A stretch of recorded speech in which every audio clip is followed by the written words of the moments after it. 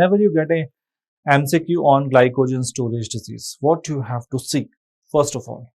So first of all, you have to ask yourself the question that whether muscles are affected or not. So in our MCQ, yes, muscles are affected, right? So muscles affected, hypotonia or exercise intolerance, like something like that. Yes, exercise intolerance, the patient was unable to walk. So yes, there is exercise intolerance. Okay. Then if yes, that means what? Then guys, I will rule out the disorders which involves liver. So what are the disorders which involves liver? As you can see here, the GSD1, right? That is von Gurki's disease. Okay, and the GSD6, that is Her's disease, H-E-R, Her's disease. Okay, so these are the two disorders which actually, do not affect the muscles. ठीक है, तो यार हमारा यहाँ पे point is very clear that this is the case of any disease which affects the muscles but not the liver. So simply I will rule out these two enzymes, right? These two enzymes must be ruled out. Easy, right? Okay. Now glycogen has abnormal structure, but see, in our MCQ we highlighted that glycogen has normal structure.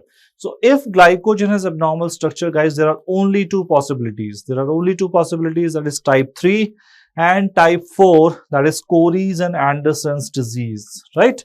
Okay. If glycogen has abnormal structure, then the possibility I told you is only of type 3 and type 4 glycogen storage disease, right?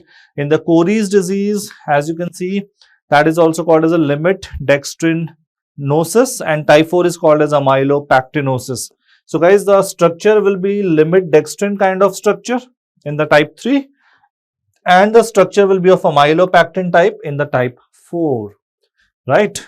See guys, limit dextrin is what? Like limit dextrin is something the glycogen has the branches but very short branches. So glycogen with short branches, that is Cory's. Instead of the limit dextrin, I can use the word glycogen with short branches.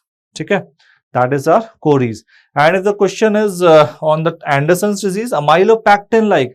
Amylopactin is the name given to the starch which is branched but very less branched. So I can say almost unbranched or very less branched type of glycogen, that is called as amylopactin. So guys, the glycogen which is less branched is insoluble because the branching makes the glycogen soluble, right? When the glycogen has multiple branches, it is soluble in the water.